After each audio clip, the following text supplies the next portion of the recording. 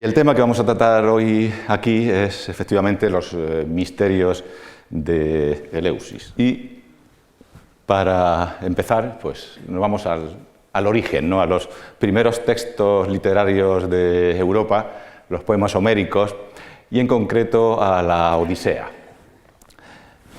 A comienzos del canto 11 de la Odisea, por consejo de Circe, esa maga de hermosas trenzas, diosa terrible dotada de voz humana, Ulises y sus compañeros se dirigen a los confines del mundo, al mundo de los muertos, para consultar al adivino Tiresias sobre la manera de regresar a su patria, a Ítaca, después de 10 años luchando en Troya y otros 10 años vagando por el Mediterráneo.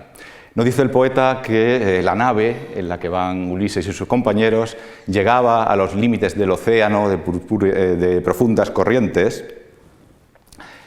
y cuenta Ulises que cuando llegó al lugar adecuado cavó un agujero, hizo una libación en honor de los muertos y dice finalmente: tomé las ovejas y las degollé sobre el agujero y corría sangre negra como nube.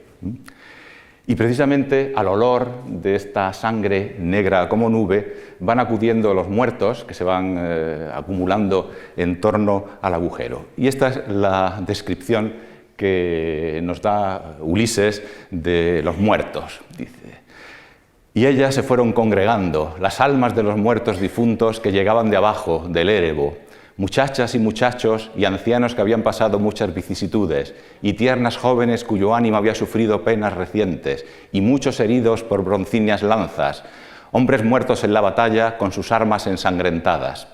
En gran número iban y venían en torno al agujero de un lado y de otro, con inmenso griterío, y pálido miedo se apoderaba de mí. Y yo mismo, desenvainando la aguda espada de mi costado, me mantenía firme, impidiendo a las cabezas sin vigor de los muertos acercarse a la sangre antes de haber interrogado a Tiresias. Claro, como pueden ver, la visión que nos ofrece Homero del mundo de los muertos es absolutamente aterradora, ¿eh? Yo no sé si atreverme a comparar estos muertos homéricos con los protagonistas de las modernas películas de zombies, ¿no? En el sentido de que son auténticas almas en pena, unas criaturas sin vigor que solo adquieren algo de vitalidad, incluso adquieren la capacidad de hablar cuando se beben la sangre de las víctimas, como le dice el propio adivino Tiresias un poco más adelante a Ulises. Le dice: aquel de los muertos difuntos al que permitas acercarse a la sangre, ese te dirá algo veraz. Y aquel al que se lo niegues, ese se retirará sin más. Pues bien, Ulises deja acercarse al agujero y beber la sangre de las víctimas a los muertos con los que quiere hablar. Deja acercarse a su madre, Anticlea. Ulises no sabía que había muerto. Habla también, naturalmente, con Tiresias y, ya aprovechando, habla también con sus compañeros de armas en la guerra de Troya. Habla con Agamenón, habla con Ayante y habla también con Aquiles. Y es la conversación con Aquiles la que nos interesa particularmente para el tema que vamos a tratar aquí hoy. Dice Aquiles, cuando ya puede hablar: ¿cómo te has atrevido a bajar al Hades, donde habitan los muertos que no sienten, ¿no?, sombras de sufridos mortales? Le responde Ulises: Aquiles, hijo de Peleo, con mucho el mejor de los aqueos, he venido porque necesitaba a Tiresias, por si algún consejo podía decirme para llegar a la escarpada Ítaca. Pero Aquiles, no ha habido antes un hombre más dichoso que tú, ni lo habrá en adelante, porque antes, en vida, te honrábamos igual que a los dioses los argivos, y ahora tienes gran poder entre los muertos, estando aquí. Por eso no te lamentes de haber muerto Aquiles. Y esta es la respuesta desoladora de Aquiles: de ningún modo me consueles por la muerte, ilustre Ulises, que yo quisiera ser un campesino al servicio de otro, incluso de un hombre sin bienes, con escasos medios de vida, antes que reinar sobre todos los muertos. Claro, estas son palabras terribles en boca de de cualquier héroe griego, Pero son especialmente terribles en boca de Aquiles, porque piensen ustedes que quien dice esto es Aquiles, un señor al que en la Ilíada los dioses han concedido a través de su madre, la diosa Tetis, la posibilidad de elegir su propio destino. Y en el canto 9 de la Ilíada nos dice el propio Aquiles que su madre le ha dado a elegir entre dos posibilidades: o bien morir en la guerra de Troya, llevar entonces una vida breve pero gloriosa y con fama inmortal, o regresar sano y salvo a su patria y llevar una vida larga pero oscura.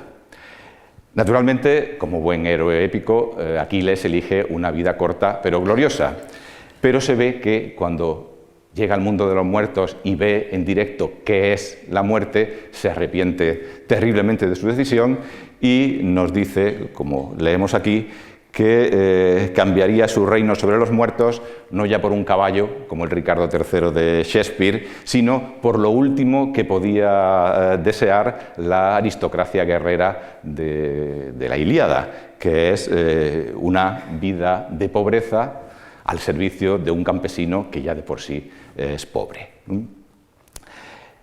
Así que la visión del mundo de los muertos que nos ofrecen los poemas homéricos pues es así de negativa y así de terrible. No obstante, en otros textos de los propios poemas homéricos, ese tipo de incoherencias no son raras en los poemas homéricos. En otros textos, digo, se nos presenta a los muertos viviendo en una especie de paraíso. Por ejemplo, en el canto cuarto de la Odisea, Proteo, el viejo del mar, le dice a Menelao que su destino, después de la muerte, es llevar una vida feliz en la llanura elísea, ¿no?, que en nuestra tradición llamamos los campos elíseos, ¿no? El propio Aquiles, en otros textos, aparece viviendo también en un paraíso que se llama la Isla Blanca, que está en la desembocadura del Danubio. Y en el poema Los trabajos y los días de Hesíodo se nos dice que los guerreros principales de los griegos viven en las islas de los felices, la isla de los bienaventurados, ¿no?, junto al océano de profundos remolinos, héroes dichosos para los cuales fruto dulce como la miel, que germina 3 veces al año, produce la tierra dadora de vida, es decir, un paraíso, ¿no? Pero, en todo caso, pues, estos paraísos son exclusivos, solamente son accesibles a hombres selectos como Menelao y Aquiles, y el común de los mortales pues estamos irremediablemente destinados a nutrir las inmensas filas de esas amenená carena, cabezas sin vigor, que son los muertos de Homero. De manera que la religión griega tradicional no ofrece a los hombres, no es que no ofrezca a los hombres la esperanza de vida feliz en el más allá, es que no se preocupa del más allá. Y para rellenar este hueco que no ofrecen los cultos tradicionales, se desarrollan, sobre todo a partir del año 600 a.C., los llamados genéricamente misterios o cultos mistéricos, que sí ofrecen a los hombres al menos la esperanza de conseguir la felicidad después de la muerte. Y los más importantes de estos cultos mistéricos, los misterios por excelencia del mundo antiguo, son los que tenían lugar en el santuario de Eleusis, que, como ven ustedes, está situado unos 20 kilómetros al oeste de Atenas, en una bahía cerrada por la isla de Salamina, el lugar en el que en el año 480 a.C. tuvo lugar la famosa batalla naval entre griegos y persas, ¿no? Los cultos mistéricos de Eleusis conocieron una vida larguísima y muy prestigiosa, por lo menos durante 1 milenio, que son muchos años. Bueno, los arqueólogos nos demuestran que ya desde muchos siglos antes Eleusis fue un lugar sagrado, pero conocemos los ritos mistéricos de Eleusis por textos literarios a partir del siglo VII, VI a.C., que es la época en la que se ubica un hermosísimo poema que se atribuye a los antiguos a Homero, pero no es de Homero, que es el himno homérico a Deméter, que nos va a acompañar en el curso de nuestra exposición. y tuvieron vida al menos hasta final del siglo IV después de Cristo, cuando el santuario fue destruido por los godos de Alarico. Un historiador del siglo I a.C., Diodoro de Sicilia, nos dice que esta longevidad y este prestigio de los misterios de Eleusis se debieron, como pueden leer ahí, a su extraordinaria antigüedad y santidad. Pero bueno, algo también tuvo que ver el hecho de que desde un principio los cultos de Eleusis estuvieran muy ligados a la ciudad de Atenas, estaban abiertos, como veremos, a todos los griegos, pero de la organización se ocupaba Atenas, de manera que los cultos de Eleusis se aprovecharon del prestigio de Atenas y al revés también, Atenas se aprovechó del prestigio de los cultos de Eleusis con intenciones políticas. Bueno, una primera cosa sí que me gustaría destacar, y esto vale para los cultos mistéricos en general, y es que no son incompatibles con la religión oficial, digamos, con la religión de la ciudad, porque sus esferas de competencia son diferentes. La religión de la ciudad tiene, sobre todo, una función sociopolítica, ¿no? Como yo no sé decirlo de manera más precisa ni más concisa que mi querido amigo y colega Alberto Bernabé, recurro a sus palabras literales. Nos dice el profesor Bernabé que la religión cívica o del Estado servía sobre todo para estructurar la vida de los ciudadanos, marcar los ritmos estacionales por medio de los ritos, determinar las etapas de la vida y, en definitiva, relacionar al ciudadano con los demás y con sus gobernantes, integrarlo en la comunidad. Es decir, que por ejemplo, un ciudadano ateniense sabía que era un ciudadano ateniense pues porque podía acudir a la asamblea y votar, porque podía entrar sin ningún tipo de restricción en los gimnasios públicos y también porque podía participar sin ninguna restricción en los cultos de la ciudad en compañía con el resto de los ciudadanos, ¿no? Pero al mismo tiempo, este ciudadano que participaba en los cultos oficiales de la ciudad, a título individual podía iniciarse en los misterios de Eleusis buscando aquello que no le ofrecía la religión estatal, que era, como venimos diciendo, la esperanza de una vida feliz después de la muerte. Y efectivamente, en las descripciones que tenemos por las fuentes escritas de qué esperaban conseguir los iniciados en los misterios después de la muerte, pues encontramos ya un panorama absolutamente diferente de esos pobres muertos homéricos, ¿no? Y en esas descripciones, en las que los iniciados, bueno, que han cumplido todo el ritual, aparecen en un paraíso en el más allá, hay un aspecto que nunca falta, que es la luz, ¿no? El mundo en el que esperan vivir los iniciados después de la muerte es un mundo de luz, mientras que el mundo de los muertos homéricos es un mundo de tinieblas y oscuridad. Vean que esto ya se nos dice en el himno homérico a Deméter, la parte final, donde leemos: feliz el que ha visto, esto recuérdenlo porque es un verbo esencial en los cultos mistéricos, el que ha visto estas cosas entre los hombres de la tierra. En cambio, quien no está iniciado en los ritos sagrados, quien no participa de ellos, nunca de cosas semejantes tiene parte, una vez muerto bajo las tinieblas sombrías. El que se ha iniciado, en cambio, le espera un mundo de luz en el más allá, como leemos en la comedia Las ranas de Aristófanes, una comedia en la que, como saben, el dios Dioniso, en compañía de su esclavo Jantias, va al mundo de los muertos a rescatar al poeta trágico Eurípides y cuando está a punto de entrar en el Hades, en el mundo de los muertos, se encuentra un coro de iniciados en los misterios y lo primero que le dice el coro, vean lo que es: pues nosotros somos los únicos para los que hay sol, ¿no? Y sacro resplandor, cuando estamos iniciados y llevamos una vida piadosa con los extranjeros y con la gente corriente. Y unas décadas antes, el poeta Píndaro de Tebas describe así la vida que espera a los iniciados después de la muerte. Dice: para los hombres piadosos brilla la fuerza del sol durante la noche de aquí abajo. ¿no? Y entre prados floridos de rosas purpúreas, el entorno de su ciudad está cargado de árboles de umbroso incienso de dorados frutos. Y en este mundo feliz uno puede dedicarse a lo que más le guste, ¿no? Unos disfrutan con los caballos y con los ejercicios atléticos, otros con juegos de mesa y otros con las liras. Entre ellos florecen exuberantes toda clase de aventuras y una seductora fragancia se expande por el lugar. De estos textos el que me interesa es el de Aristófanes, ¿no? Porque, como pueden ver ahí, se nos dice que para alcanzar ese paraíso hace falta estar iniciado, ¿no? Cuantos estamos iniciados, pero eso obviamente no basta, ¿no? Hay también que llevar una vida honrada, ¿no? Ser un hombre de bien con los extranjeros y con la gente corriente. De manera que, portándonos bien en esta vida e iniciándonos, pues podemos aspirar a encontrar un paraíso más allá de la muerte. E incluso en el himno homérico a Deméter ya se nos dice que uno no tiene necesariamente que esperar a morirse para ser feliz, ¿no? Sino que si uno se porta bien en este mundo y se inicia, esas recompensas las puede recibir ya en el mundo de acá, ¿no?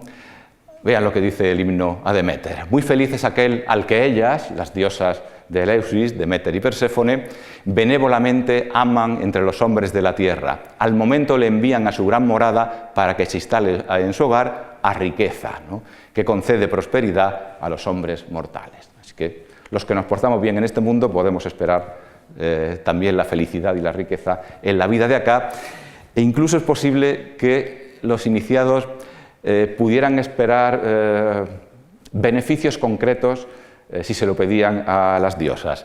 Al menos es lo que quizá podamos deducir de este exvoto, de esta ofrenda, que fue hallada en el santuario de Eleusis y en la que vemos, bueno, arriba la efigie de la diosa, que es esta de aquí, ¿no? Abajo una inscripción a Deméter Éucrates, que es el que dona el exvoto, y entre medias pues está esta nariz y estos ojos, ¿no?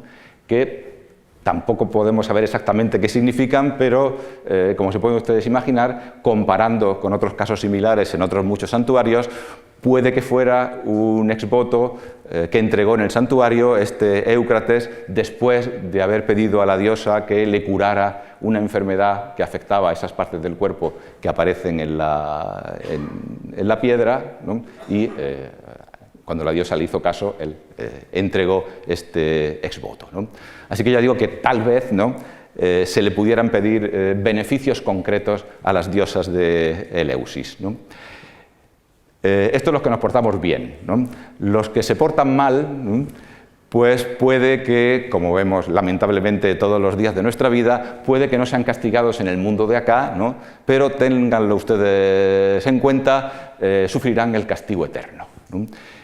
Como ven, en las descripciones que nos han llegado en los textos literarios de lo que les espera a los malvados en el otro mundo, en estos cultos de Eleusis, pues ya no encontramos estos prados floridos de umbrosos árboles, ni las seductoras fragancias, ni la diversión con los caballos, con las liras que contaba Píndaro, sino pues una vida un poco más desagradable, ¿no?, como nos cuenta Aristófanes en Las ranas, ¿no?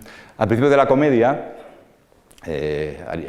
Dioniso va a preguntarle a su medio hermano Heracles cuál es el camino para llegar al mundo de los muertos.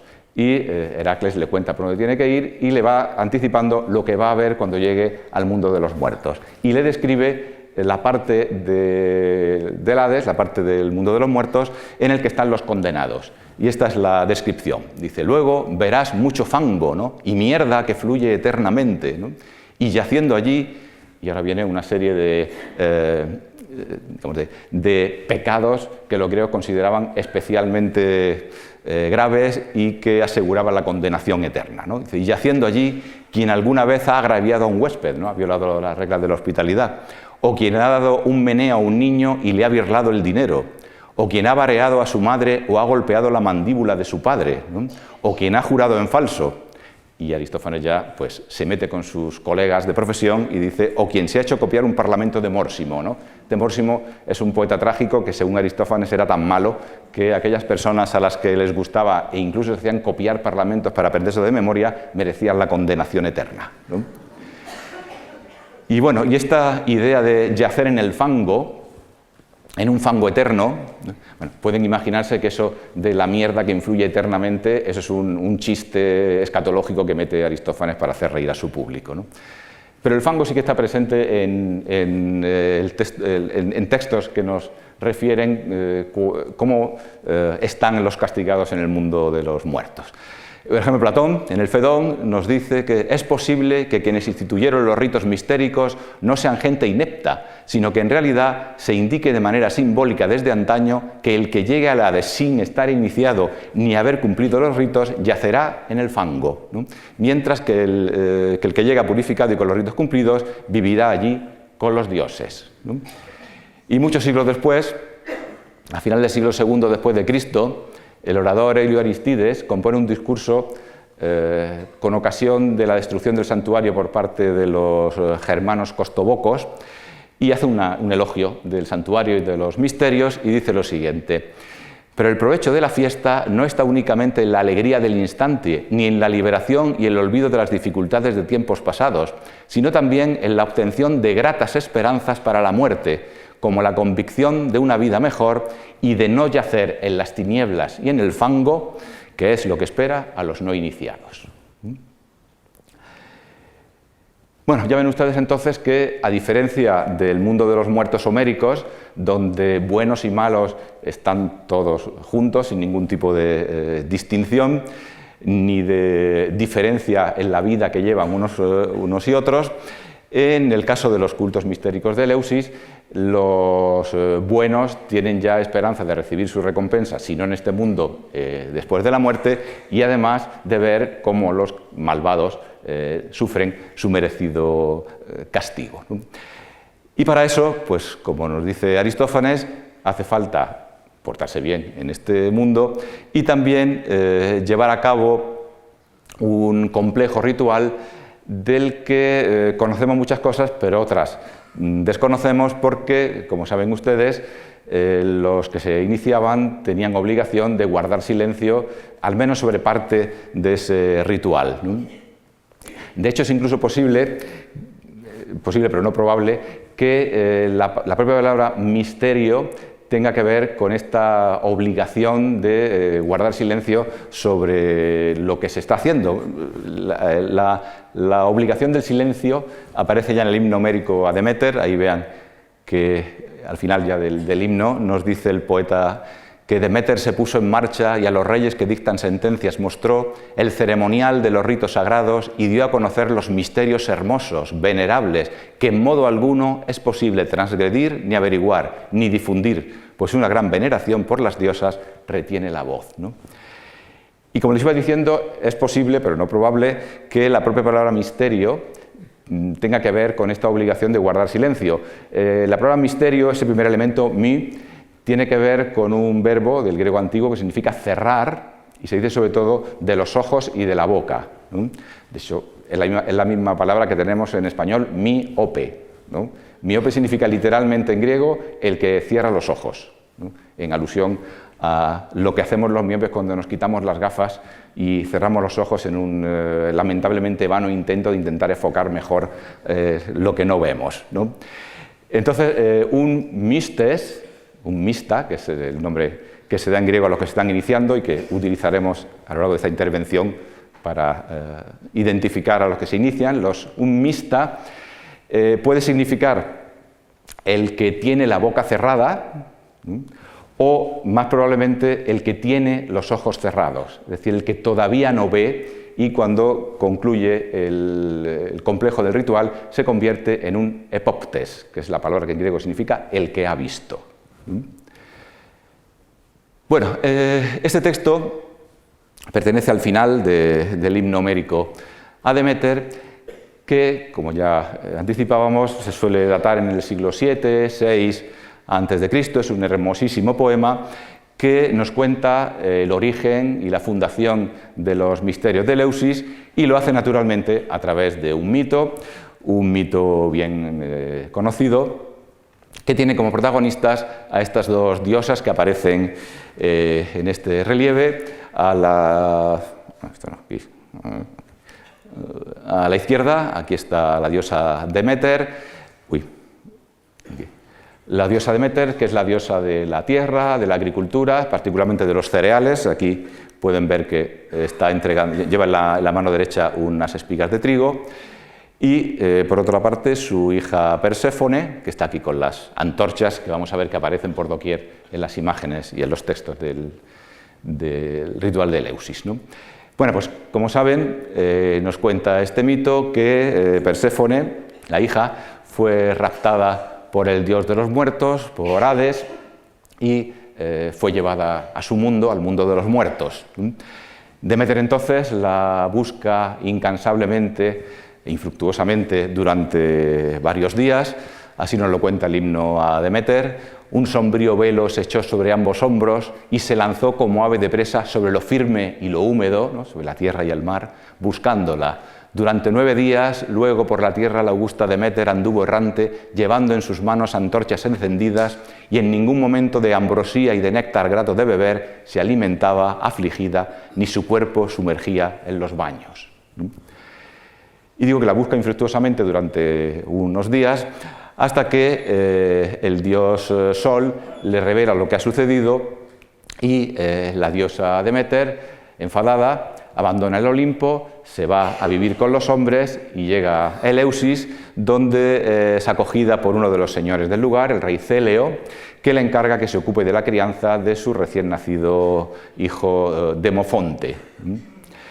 Allí también, en la casa de Céleo, hay una criada muy divertida que se llama Yambe, que la diosa hemos visto que no come, ni bebe, ni se baña, y está muy triste y afligida, y esta criada Yambe se dedica a contarle chistes verdes y a hacerle toda clase de gestos obscenos, y consigue que la diosa se ría y que coma, o se alimente, con una especie de papilla de cereales que se llama el ciceón, que será la bebida ritual de Eleusis, ¿no? Esto de las alusiones sexuales y de los gestos obscenos nos saldrá luego volveremos sobre ello, ¿no? Bueno, pero este ciceón no es el alimento con el que Demeter cría al niño que tiene a su cargo, a Demofonte.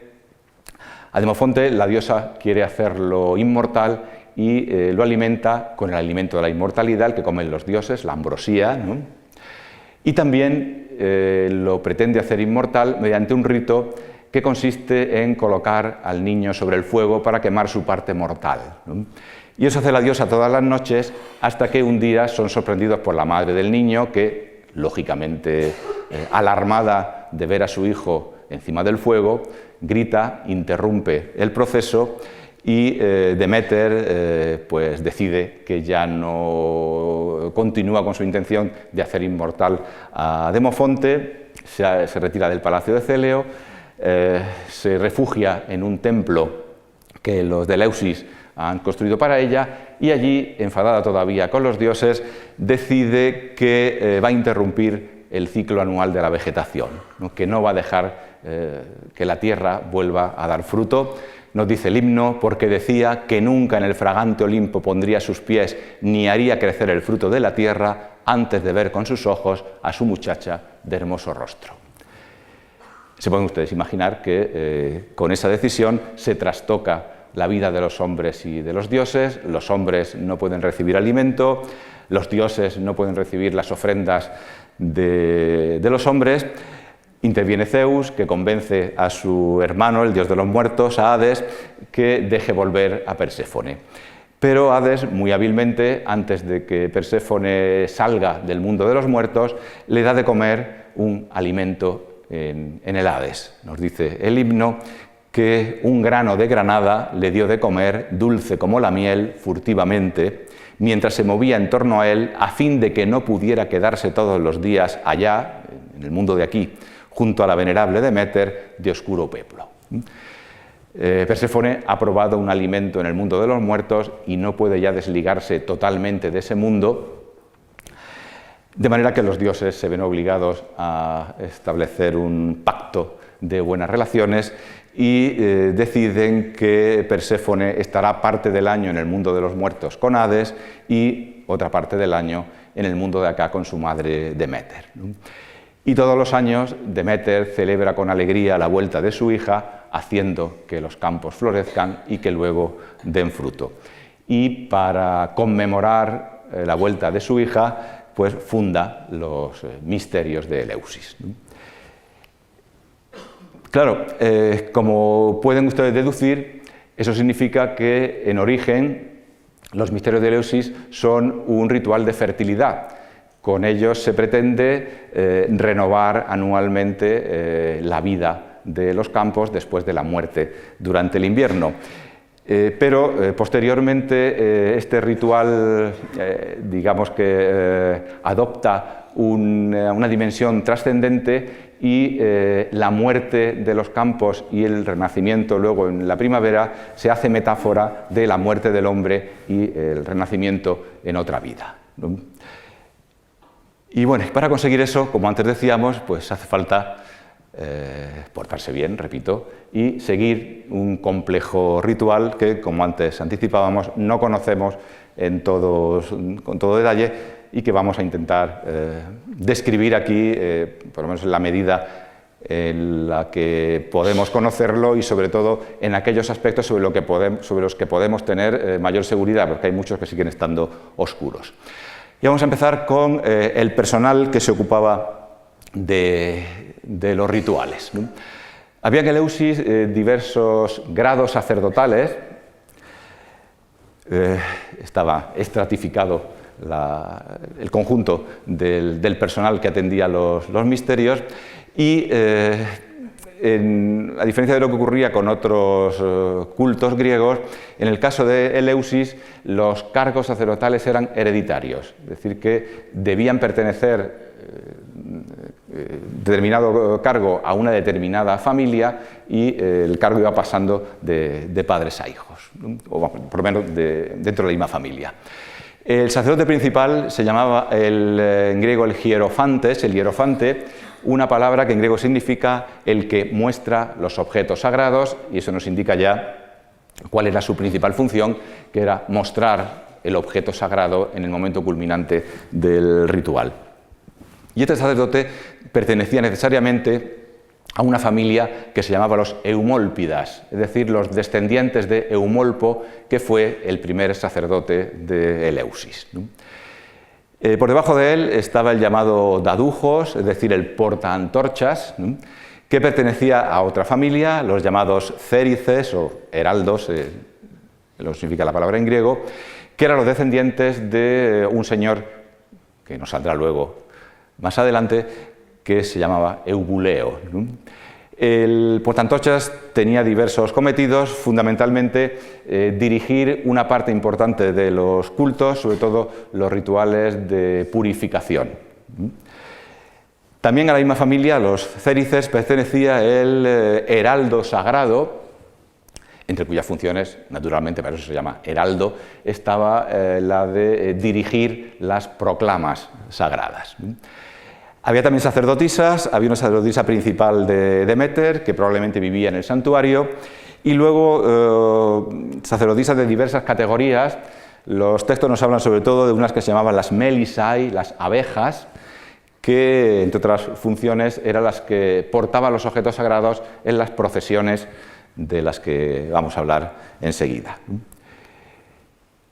Bueno, decíamos antes que el heraldo sagrado tenía como función la de dirigir las proclamas, empezando por la proclama primera, que era la convocatoria de aquellos que se querían iniciar y que conocemos por diversos textos. Lo dice claramente un autor del siglo IV después de Cristo, en el momento en que casi estaban desapareciendo estaba acabando la vida de los misterios, Libanio, que nos dice que el sacerdote proclamaba: pueden venir a iniciarse en los misterios quienes hablen la lengua griega Eso quiere decir que estos ritos estaban abiertos a todos los griegos, o si entendemos en sentido literal la expresión, a todos los que hablen la lengua griega, sin distinción de sexo, edad o condición social, pero con una condición: que estén puros en sus manos, es decir, que no hayan cometido o estén implicados en delitos de sangre. Bueno, y nos cuentan nuestras fuentes que esta proclama no se hacía en el propio santuario de Eleusis, sino en Atenas, en un santuario relacionado con los cultos de Atenas que estaba en el Ágora, la plaza principal de la ciudad, en concreto en esta parte de aquí, cerca de uno de los edificios más importantes del Ágora, que era la llamada Stoa Poikile, ¿no?, o pórtico pintado, con unos, dotado en la primera mitad del siglo V con unos frescos que seguramente fueron los más famosos de toda la antigüedad. De manera que, como podemos deducir, no todos los ritos tenían lugar en la propia Eleusis, sino que parte tenían lugar en Atenas. Y en concreto, en Atenas tenían lugar sobre todo los ritos de la primera parte, que eran los llamados pequeños misterios. Los pequeños misterios se iniciaban con una procesión que iba desde Eleusis a Atenas, llevando los objetos sagrados, y eran sobre todo, los que tienen lugar en Atenas, los pequeños misterios, rituales de carácter purificatorio, digamos, de preparación para la etapa decisiva que tenía lugar en Eleusis. De estos ritos de purificación que tenían lugar en Atenas conocemos algunos, y en concreto en unos tenía una gran importancia este precioso animalito que tenemos aquí en su versión pétrea, que está en una ofrenda que está en el Museo Arqueológico de Eleusis. Este cerdito. Cada uno de los que se querían iniciar llevaba su propio cerdito, que acababa el pobre sacrificado dentro de uno de estos rituales que hoy llamamos de chivo expiatorio, ¿no? En este caso tendríamos que decir de cerdito expiatorio, ¿no? Que ya saben ustedes que son rituales en los que el animal incorpora dentro de sí los pecados de su propietario, de manera que cuando el animal muere, ¿no?, cuando es sacrificado, mueren también los pecados del propietario, de manera que queda purificado, ¿no? Había también rituales de purificación interior del cuerpo mediante el ayuno, y de purificación exterior mediante baños, y el baño purificador principal tenía lugar el segundo día de los misterios, que nos dicen nuestras fuentes antiguas que coincidía con el día 16 del mes que los atenienses llamaban Boedromión, que coincidía más o menos con nuestro septiembre-octubre, es decir, que los misterios tenían lugar desde comienzos del mes de octubre. Y ese día, en el que se daba el principal baño ritual, nos dice el lexicógrafo Esiquio que se llamaba hala de mystai, una expresión griega que significa mistas al mar, ¿no?, o iniciados al mar, que era la proclama que hacía el heraldo sagrado para incitar a los que se quieran iniciar a lanzarse al mar y llevar a cabo este baño purificador, ¿no? Así que cuando el heraldo decía mistas al mar, los mistas se iban a bañarse con los objetos de culto, y podemos deducir por un texto de Plutarco que se bañaban con su cerdito, ¿sí? Nos dice Plutarco, nos cuenta esta historia, la vida de Foción. A un iniciado que estaba bañando un cochinillo en el puerto de Cántaro, un animal marino se lo arrebató y devoró las partes inferiores de su cuerpo hasta el vientre, ¿no? Se lo interpretan como un presagio, ¿no? Así que ya ven ustedes que esto de darse un baño ritual tiene también sus peligros, y de hecho hay un texto antiguo que nos dice que hacia el año 370 a.C., uno de estos peligrosos escualos, ¿no?, que aguardaban en el puerto de Cántaro, pues no se conformó con devorar a medio cerdito, sino que se zampó inmisericordiamente a un par de mistas, ¿no?, que enteritos, de manera que los pobres pues eso, quedaron completamente purificados y libres de todo mal en este mundo, ¿no? Bueno, y en Atenas tenía también lugar otro rito purificatorio que se llamaba la entronización, y que consistía en que los que se estaban iniciando repetían las acciones que había llevado a cabo la diosa Deméter en los momentos previos a la fundación del ritual, exactamente lo que nos describe en estos versos el himno a Deméter. Nos dice: mas Deméter, la que trae las estaciones y sus espléndidos dones, no quería sentarse en el sitial resplandeciente, el trono que le habían preparado los de Eleusis, sino que callada permanecía y dirigía sus hermosos ojos hacia el suelo, hasta que para ella dispuso Yambe, esta criada tan divertida a la que aludíamos antes, conocedora de astucias, un bien ajustado asiento y encima echó un vellón de lana blanco como la plata. Así que le preparan un asiento y encima ponen un paño de lana. Dice: allí sentada se echó por delante con sus manos el velo y largo tiempo silenciosa, apesadumbrada, estuvo sentada en su silla y a nadie se dirigió ni con la palabra ni con el gesto, sino que sin una sonrisa, sin probar comida ni bebida, permaneció sentada, consumida por la añoranza de su hija de profunda cintura, hasta que con sus chanzas, Yambe, conocedora de astucias, con sus muchas bromas, hizo que la augusta soberana volviera a sonreír, a reír y a tener el ánimo propicio. Bueno, pues en este ritual de la entronización, los que se estaban iniciando hacían lo mismo que la diosa. Lo conocemos por los textos y también por la iconografía, por ejemplo, con este vaso que se llama, bueno, vaso, la urna Lobatelli, del siglo, del cambio de era, que nos muestra diversas escenas de los cultos de Eleusis. En esta primera, aquí vemos, este es el iniciado, que está, como ven, con su cerdito, ¿sí? Y el sacerdote le está echando agua para purificarlo, mientras lleva en la mano un plato con fruta, ¿no? Y justo en la escena de al lado vemos este ritual de la entronización, ¿no? Ahí pueden ver al que se está iniciando, que está sobre una silla con el paño de lana, ¿no? La cabeza velada como Deméter. Suponemos, por comparación con el himno a Deméter, que está callado y con aspecto triste. Y detrás de él, como pueden ver, hay una sacerdotisa que pasa sobre su cabeza una especie de criba, ¿no? O aventador de grano, que nos dicen algunas fuentes que era una reproducción del aventador que sirvió de cunita al dios Dioniso cuando nació, ¿no? De manera que ya ven ustedes que también la religión griega antigua tiene a su bebé recién nacido que tiene que pasar sus primeros días, los primeros momentos de vida en un humilde objeto como nuestro niño Jesús en el pesebre, ¿no?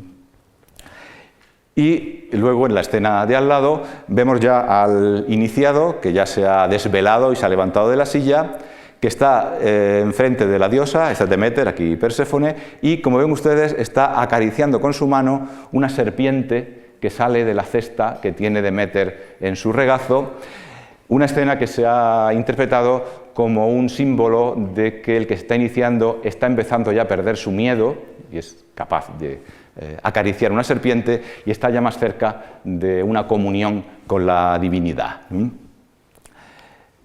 La misma ceremonia de la intronización la tenemos también en esta preciosa placa del Museo Arqueológico de Nápoles, donde vemos a la derecha al sacerdote que está purificando con una libación una ofrenda que hay sobre un altar. Luego tenemos al que se está iniciando de nuevo sentado y velado, y detrás pueden ver a una sacerdotisa que ya no le está pasando el aventador por encima de su cabeza, sino unas antorchas, ¿no?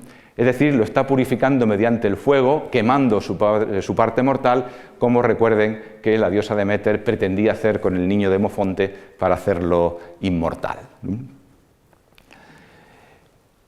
Bueno, pues yo digo que durante estos pequeños misterios en Atenas tenían lugar sobre todo rituales de purificación. 3 días después del baño ritual, es en el que uno corría peligro de ser devorado, ¿no? Los que se querían iniciar iban de Atenas a Eleusis, a acabar el ritual en el santuario de Eleusis. Y lo hacían a través de este camino, que está marcado en rojo, que se llamaba la Hierá Jodos, es decir, el camino sagrado. Ustedes pueden hacer hoy exactamente el mismo recorrido de manera más cómoda, pero sin duda mucho menos mística, cogiendo el autobús 876 que va de Atenas a Eleusis y sigue exactamente la misma ruta, que todavía hoy se llama de la misma manera, Camino Sagrado, solo que actualmente es una autovía de 6 carriles, con lo cual ha perdido por lo menos parte de su encanto de aquellos tiempos, ¿no? Bueno, pues la procesión, sabemos que iban con los objetos sagrados y entonando cánticos en los que aclamaban a una divinidad que se asociaba, una divinidad joven que se asociaba con Dioniso, que se llamaba Yaco, y se dirigían al santuario de Eleusis, que está aquí, y antes de llegar tenía lugar aquí, cuando cruzaban el río Cefiso, un ritual curioso del que ya hablábamos el año pasado, porque es en ese tipo de rituales donde nace la comedia griega, que era el llamado Gefirismos o paso del puente. Durante este curioso ritual había un intercambio de insultos y de alusiones sexuales entre los que participaban en la procesión y el público que estaba en el puente asistiendo a la procesión, ¿no? Nos lo cuentan las fuentes antiguas. Como ya comentábamos el año pasado, este tipo de rituales son frecuentes en cultos de fertilidad, no solo en Grecia, también en Egipto y en otros lugares, y las alusiones sexuales tienen una función propiciatoria y los insultos una función apotropaica, es decir, mediante la alusión al sexo, incluso al sexo entre humanos, digamos que se pretende propiciar o recordar a los campos que tienen que volver a ser fértiles, ¿no? Y mediante los insultos, digo, tiene una función apotropaica, la de alejar los malos espíritus, porque estos malos espíritus, cuando quieren fastidiar a una persona, pues si ven que alguien está siendo insultado, piensan, pues este es un pobre desgraciado, que insultan de esa manera, ¿para qué me voy a molestar en fastidiarlo? Mejor me voy a fastidiar a otro que sea más feliz, ¿no? De manera que eso sirve para alejar los malos espíritus, ¿no?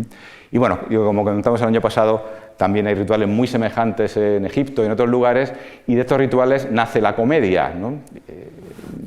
De hecho, dos de los elementos cómicos más particulares son el insulto y el sexo. Lo importante de la comedia, pues la comedia griega antigua, es que el insulto se transforma en crítica social o crítica política, ¿no? Y nace la comedia política ateniense, ¿no? Esto no lo salta. Bueno, pues una vez que se llega a Eleusis, ¿no?, y se bajan ustedes en la parada apropiada del autobús 876, empiezan a ver lugares sagrados, ¿no? El visitante actual lo primero que se encuentra es esta pequeña iglesia de San Zacarías, que, como pueden ver ustedes, está construida sobre un templo antiguo. Este lateral de aquí es la columnata exterior de un templo antiguo y encima está la iglesia, que está construida con restos del antiguo templo, ¿no? Todas estas piedras de aquí son del antiguo templo, ¿no? Bueno, cuando pasan ustedes esta bonita iglesia, a unos 100 metros encuentran la entrada al santuario, y este es el aspecto que tiene hoy día los restos de lo que fue el santuario de Eleusis. Esos restos corresponden a un pórtico monumental que mandó construir el emperador romano Adriano en el siglo II después de Cristo. Esta es la maqueta que está en el santuario, en el Museo Arqueológico de Eleusis. Este es el pórtico monumental, cuyos restos hemos visto. Aquí se ve un poco mejor. Este es el pórtico monumental. Antes del siglo II se entraba por una entrada mucho más modesta, que es esa que tienen ustedes ahí. Insisto en que este es un pórtico monumental que mandó construir Adriano, porque, como antes decíamos, los misterios de Eleusis tuvieron una vida larga y prestigiosa, y incluso cuando Grecia cayó bajo el poder político de Roma, los gobernantes romanos se preocuparon de mantener vivo el santuario e incluso de embellecerlo con nuevas construcciones, ¿no? Antes de eso, digo, se entraba por esta puertecita de aquí, ¿no?, el recinto amurallado, y vean que en esta maqueta encontramos dos edificios. Este de aquí, que es el llamado Plutonio, es decir, el santuario dedicado a Plutón, otro nombre de Hades, el dios de los muertos, y luego el edificio principal del santuario, que es el llamado Telesterion, ¿no?, que palabra que en griego significa el lugar de las iniciaciones, ¿no? Y efectivamente se entra en el santuario y a la derecha nos encontramos este Plutonio, el santuario dedicado al dios de los muertos, sobre una cueva natural. Hay un pequeño templete y aquí delante tienen ustedes un agujero, que se ve aquí, que tal vez pudiera ser una entrada a los infiernos. Es decir, por ahí es posible que entrara y saliera Deméter todos los años. Bueno, y siguiendo adelante, pues nos encontramos en el Telesterion, este gran edificio que tenemos aquí. El Telesterion es un templo muy particular por su estructura y por su función en la Grecia antigua, ¿no? Incluso podríamos decir que el Telesterion es lo contrario de lo que es un templo griego habitual, ¿no? Como ven ustedes, tiene una columnata delantera y luego está cerrado por fuera, ¿no?, con paredes cegadas por fuera, y está abierto por dentro. Dentro está sostenido por columnas y que dividen al templo en naves, ¿no? Esto es una planta del Telesterion. Ya les digo, aquí está cerrado por fuera, las columnas están por dentro, estas son las gradas para que se sienten los espectadores, y aquí, los fieles, perdón.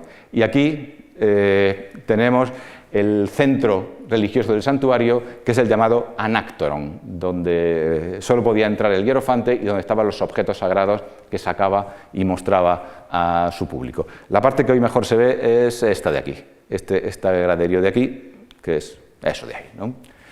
El graderío y las columnas, ¿no? Digo que el Telesterion, desde el punto de vista de su estructura, es un templo extraño en el mundo griego, porque es justo lo contrario de lo que es un templo griego habitual. Este es el templo de Zeus en Olimpia, la planta. Les decía antes que el Telesterion es un templo cerrado por fuera y abierto por dentro. Un templo griego habitual, normal, digamos, es al contrario, es abierto por fuera, las columnas están por fuera y la parte cerrada está por dentro, ¿no? De manera que la parte cerrada es relativamente pequeña. Eso tiene una explicación lógica, que depende de la función, de para qué sirve un templo griego antiguo. Un templo griego antiguo, como este de Zeus en Olimpia, no es el lugar en el que se reúnen los fieles para celebrar el culto. Es sencillamente el lugar en el que se guarda la estatua de la divinidad y se guardan las ofrendas hechas al santuario. Los actos de culto tienen lugar fuera del templo, normalmente en un altar que está delante del templo, y por eso la parte cerrada no tiene que ser especialmente grande, ¿no? Claro, piensen ustedes que un templo cristiano es justo lo contrario, es el lugar en el que los fieles se reúnen para llevar a cabo el ritual y necesita entonces un espacio mayor. Por eso, cuando los cristianos construyen sus templos, no toman como modelo el templo griego, sino que toman como modelo otro edificio que no podía faltar en un foro romano, que también tenía funciones religiosas, pero dedicado sobre todo a las transacciones comerciales, a la administración de justicia, que es la llamada la basílica, ¿no?, que, como ven, tiene la estructura de una iglesia cristiana, que está cerrada por fuera y abierta, dividida en naves por dentro, ¿no? De manera que en este aspecto el Telesterion de Eleusis se parece más a un templo cristiano que a un templo griego tradicional. Y eso se debe naturalmente a que su función es mucho más similar a la de un templo cristiano que a la de un templo griego, porque el Telesterion de Eleusis sí es el lugar en el que entran los fieles para llevar a cabo los actos de culto, la parte final de la iniciación, ¿no? Bueno, sobre qué se hacía en Eleusis, pues sabemos algunas cosas, otras no, y otras las sabemos a medias, ¿no? Nos dicen nuestras fuentes que había tres tipos de acciones rituales, que designan de la siguiente manera. Unas eran tadrómena, es decir, lo que se hace o se representa. Otras tajorómena o tadeicnúmena, es decir, lo que se contempla o lo que se enseña. Y unas terceras talegómena, lo que se dice. Bueno, pues lo primero que se decía era la contraseña. Antes de entrar en el santuario, a las puertas del santuario, los que se querían iniciar tenían que decir la contraseña. Claro, evidentemente una contraseña, para poder desempeñar su función adecuadamente, tiene que ser secreta, ¿no? Es decir, que nosotros no tendríamos por qué conocer la contraseña del ritual mistérico, pero sí la conocemos porque nos la chiva, si me permiten ustedes el coloquialismo, un autor cristiano, Clemente de Alejandría, que en su protéptico, en su exhortación a los griegos, poniendo verde a los misterios, vean ustedes lo que dice ahí: bonitos espectáculos y apropiados para una diosa, son ceremonias dignas de la noche y del fuego y del frívolo pueblo de los atenienses. Se mete con los misterios, pero nos da una serie de indicaciones que no conocemos por otras fuentes, entre ellas la contraseña, que era esta que nos cita literalmente: he ayunado, he bebido el ciceón, lo he cogido de la cesta, he realizado los actos rituales y lo he depositado en el cesto y del cesto lo he puesto en la cesta. El principio, he ayunado y he bebido el ciceón, eso parece que no ofrece ningún problema, ¿no? Ahora, ¿qué es lo que cogían de la cesta, hacían actos rituales, lo ponían en un cesto y luego volvía a la cesta? Esto no lo sabemos porque Clemente no nos lo dice, ¿eh? Por el contexto, Clemente debe de estar pensando en un objeto que tenga un simbolismo sexual, porque el contexto está criticando los cultos paganos, el simbolismo sexual que es tan frecuente en los cultos paganos. A partir de este texto, que ya ven ustedes que no es nada claro, ha tenido bastante éxito la hipótesis de que esa cosa que se sacaba de la cesta y se pasaba en el cesto y luego otra vez a la cesta era la representación de órganos sexuales. Para lo cual se aduce también aquí tenía que haber un texto de un autor cristiano contemporáneo de Clemente, pero que escribe latín, Tertuliano, que en su escrito contra los valentinianos, para criticar a los valentinianos, los compara con los paganos que celebran en Eleusis, dice esos misterios, secta del paganismo ático, y dice, claro, recuerden ustedes que en el himno homérico a Deméter se nos decía que había que guardar silencio sobre lo que ocurría por veneración a la diosa. Tertuliano dice que es porque le da vergüenza decir lo que allí tiene lugar, porque nos cuenta que sí, que se dice que van a ver una cosa asombrosa, nunca vista, una cosa que le va a cambiar la vida, y lo dice al final que lo que se les enseña es la representación de un miembro viril, ¿no? Claro, en realidad Tertuliano, por lo que nos cuenta, no se está refiriendo a ese objeto que se mete y se saca cuando se dice la contraseña, sino al objeto que se enseña en el momento culminante de los misterios, que, como vamos a ver, no era la representación de un miembro viril, de manera que estos testimonios de los autores cristianos pueden tener cierta verosimilitud, pero no necesariamente responden a la realidad, ¿no? Así que nos quedamos sin saber qué es eso que se metía y se sacaba de la cesta. Otra hipótesis que proviene de otro texto también absolutamente ambiguo, es la siguiente. Procede este texto de un escrito precioso de Porfirio sobre la abstinencia de carne.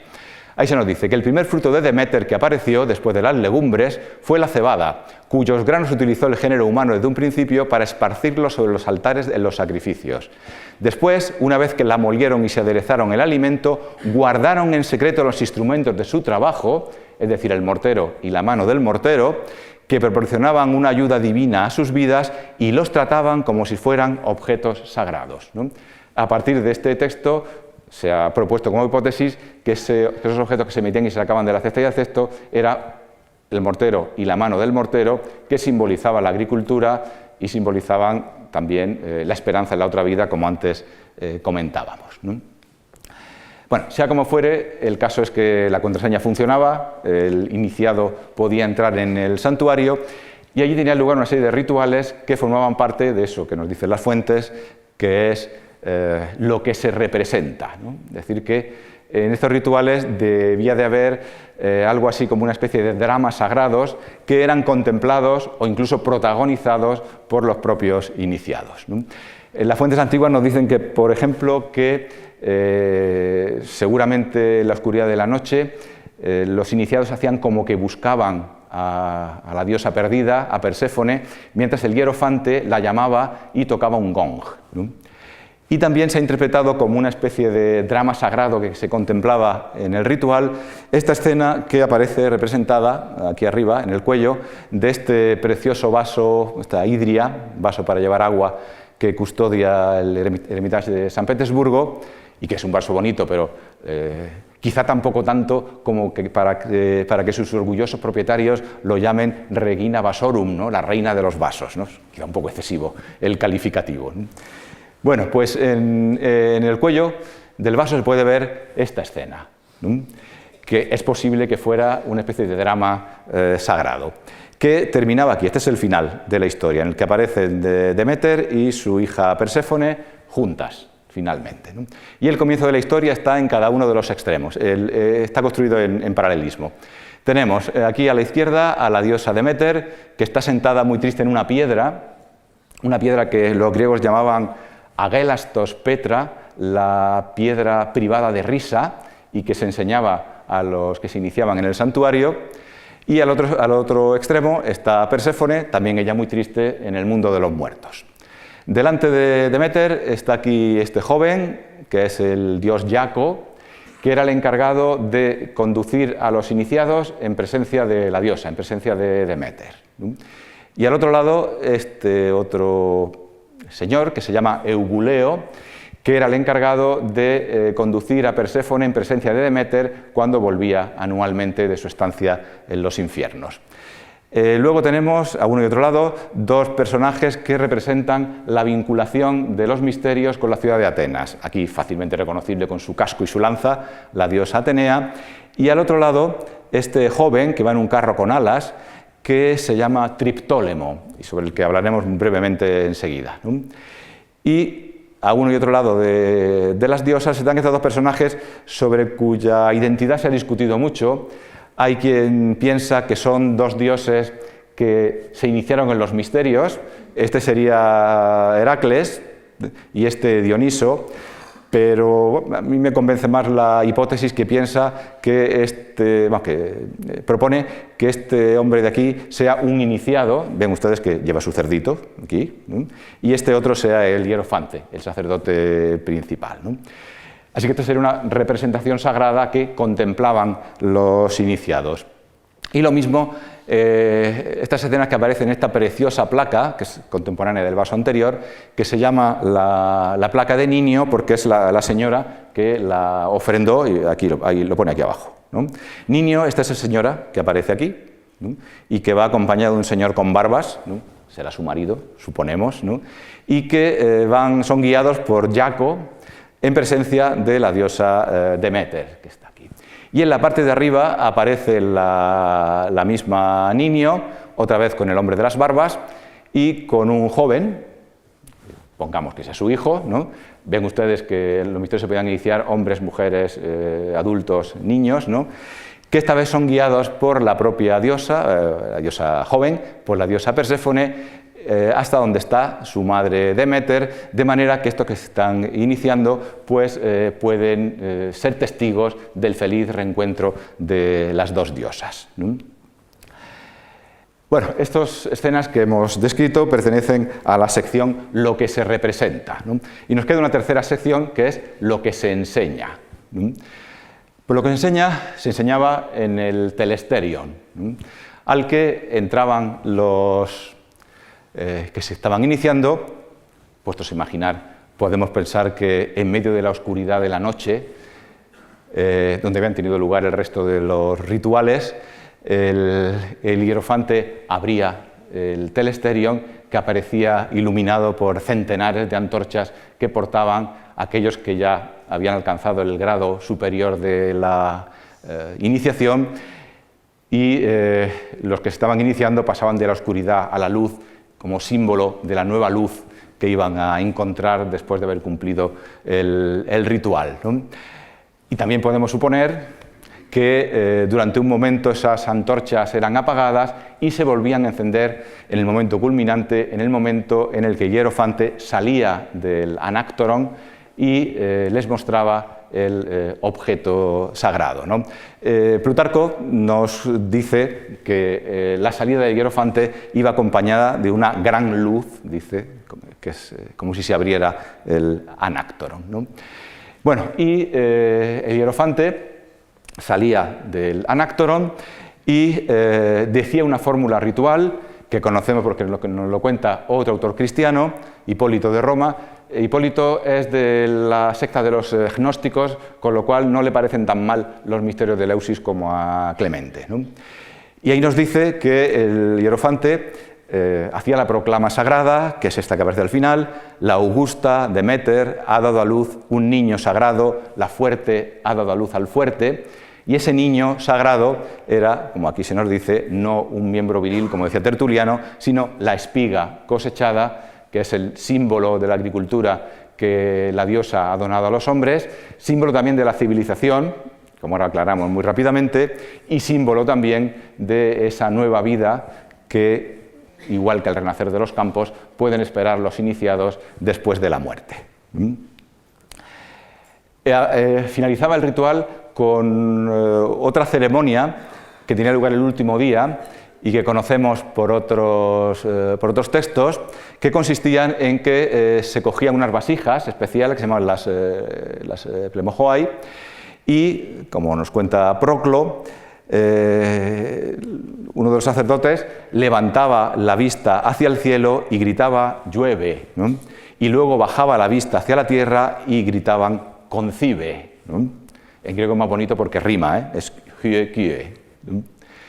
Bueno, y una vez que habían tenido lugar pues, todos estos rituales, el iniciado había dejado de ser un mista, es decir, aquel que tiene los ojos cerrados, y se había convertido en un epoptes, aquel que ha visto, ¿no? Y eso que ha visto, y que como consecuencia ha conocido, nos dice el poeta Píndaro de Tebas, que es el final de la vida y el principio que Zeus otorga, el final de una vida y el comienzo de otra, ¿no? Ahora bien, el conocimiento era el principal objetivo de los misterios de Eleusis, ¿no? Pues no pensaba así Aristóteles, que con su característica perspicacia, en un diálogo que hemos perdido titulado Sobre la filosofía, nos dice que lo importante en los misterios no era aprender nada, ¿no? Sino experimentar. Como nos dice Miguel Pselo, recogiendo a Aristóteles, era recibir mediante la contemplación un impacto, ¿no? Pero no enseñanzas, ¿no? Y ese impacto, ¿no? Uno lo compartía con el resto de las personas que se iniciaban con él. Y miren lo que nos dice Helio Arístides en su discurso sobre Eleusis. Nos dice que los misterios de Eleusis son la más estremecedora y a la vez la más luminosa de las experiencias para los hombres, ¿no? ¿De qué otro lugar o mito se han cantado cosas tan maravillosas, o los rituales que se llevan a cabo causan un impacto tan grande? Vean ustedes que se repite la idea de que no se trata de conocer, sino de experimentar un impacto. Y esta experiencia, que era a la vez estremecedora y luminosísima, pues era nada menos que perder el miedo a la muerte, ¿no?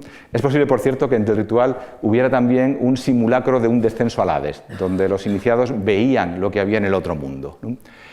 Y bueno, y esto de que la finalidad del ritual era perder el miedo a la muerte, no es que lo diga yo, es que nos lo dice un sacerdote de Eleusis, un señor que se llamaba Glauco, y que fue hierofante de los misterios de Eleusis durante 9 años, en el siglo II, III después de Cristo, y que hizo inscribir esto en su lápida sepulcral, ¿no?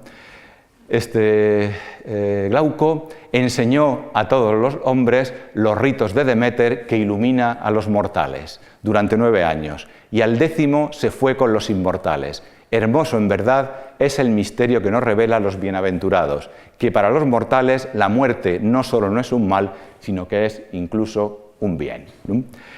Así que se trata de una experiencia que le cambiaba la vida a las personas, como nos dice en el siglo IV después de Cristo el filósofo Sópatro de Apamea, que dice: salí de la sala de los misterios sintiéndome como un extraño para mí mismo, ¿no? Como si fuera una persona nueva. Bueno, y para acabar, si me aguantan ustedes todavía 5 minutos, ¿no? Junto con la versión del origen de los misterios de Eleusis que nos cuenta el himno homérico a Demeter, Corría en la antigüedad no otra versión, sino una variante de la versión que nos cuentan el himno homérico, en la que desempeña un papel fundamental ese muchacho que aparece ahí rodeado de las diosas, que se llama Triptólemo, y que es el hermano mayor de aquel Demofonte, de cuya crianza se encargó Deméter, ¿no? Según esta versión, Triptólemo, que es un muchacho de Eleusis, es decir, ateniense, ¿no?, recibe de las dos diosas, aquí está Perséfone y aquí Deméter, recibe, aquí se lo están dando, la espiga de trigo. Están recibiendo la agricultura de manos de las diosas, que le encargan que la difunda por todo el mundo en su carro alado. Ahí tenemos a Perséfone despidiendo a Triptólemo. Bueno, esta es una versión que los atenienses se preocuparon de difundir, ¿no? Porque, claro, digo que Triptólemo es eleusino, es ateniense. Si las diosas le dan la espiga, la agricultura a un ateniense, eso significa que la agricultura y, en consecuencia, la civilización nace en Atenas y son los atenienses los que se encargan de difundirlo por todo el mundo. Así que los atenienses se preocuparon mucho de difundir esta versión, no solo a través de la iconografía, sino también a través de los textos. Y he cogido solo dos ejemplos que son muy significativos porque, como pueden ver ustedes, en esta versión se suele subrayar siempre que el origen de la agricultura va acompañado del origen de la civilización, y son los atenienses los encargados de difundirla por todo el mundo. Isócrates, el orador Isócrates, en un discurso de elogio de Atenas, vean lo que nos dice: al llegar Deméter a esta tierra, cuando anduvo errante tras el rapto de Perséfone, fue benévolamente tratada por nuestros antepasados, quienes le prestaron una ayuda que solamente los iniciados pueden conocer. Y ella les dio dos recompensas, que precisamente resultan ser las más importantes: las cosechas, que han sido la causa de que no vivamos como bestias. Vean que se une el origen de la agricultura con la civilización, ¿no? Y también la celebración de los misterios, la participación en los cuales ofrece grata esperanza para el final de la vida y para toda la eternidad.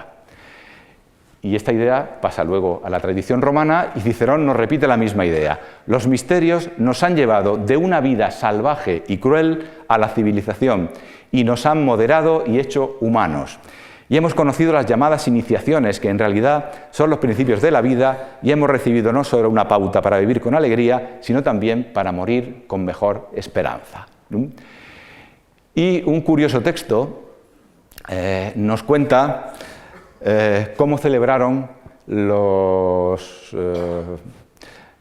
hombres de Eleusis la recepción de la agricultura y, en consecuencia, de la civilización, ¿no? Pues lo celebraron con una competición deportiva.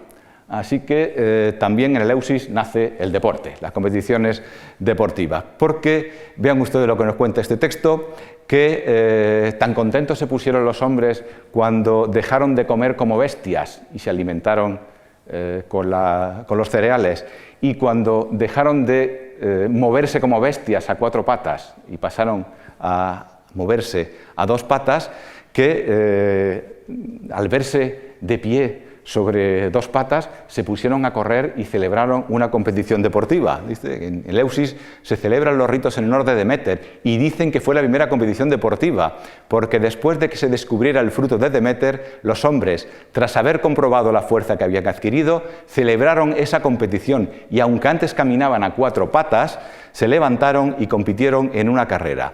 Por eso, precisamente, llaman a la carrera estadio, porque estaban de pie, ¿no? Y esto no les extraña a ustedes, ¿eh? El deporte en el mundo griego es un símbolo de civilización. Las sociedades no civilizadas, digamos que se desfogan sus energías matándose en una guerra los unos a los otros. El deporte permite liberar esa energía humana, no de cualquier manera, sino de acuerdo con unas reglas y de acuerdo con unas técnicas que permiten que no impere la fuerza bruta, sino que los más débiles puedan hacer frente a los más fuertes. Así que el deporte es uno de los símbolos de la civilización en el mundo antiguo, y no les extraña a ustedes que también el deporte se haga nacer en los cultos de Eleusis, ¿no? Y ya, si que acabo, y ya que hablamos de deporte, Decíamos antes que los misterios de Eleusis se clausuraron en el año 395, cuando el santuario fue destruido por los godos de Alarico.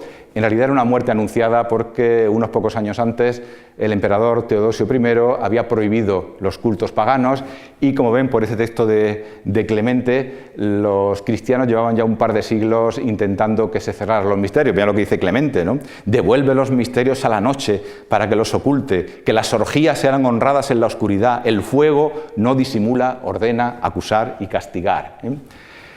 Y digo que a finales del siglo IV se clausuran los misterios. Dentro de ese mismo contexto, por la misma época o probablemente un poco después, se clausura otra de las instituciones fundamentales de la antigüedad. Después de 1200 años, de la primera celebración en el año 776 a.C., según la cronología tradicional, se clausuran los Juegos Olímpicos. Y por la misma época pasa por dificultades otra de las grandes instituciones de la antigüedad, la Academia que había fundado Platón en Atenas en el año 387 a.C. La Academia resistió a un siglo y pico, pero como pueden ustedes ver, más o menos en la misma época se clausuran tres de las instituciones fundamentales de la antigüedad. Una que se ocupaba del cuerpo, los Juegos Olímpicos; otra que se ocupaba del alma, los misterios de Eleusis; y otra que se ocupaba de la mente, la Academia Platónica. No les extraña a ustedes entonces que muchos opinemos que este es un buen momento para decir que aquí acaba el mundo antiguo y comienza el mundo medieval. Y muchas gracias.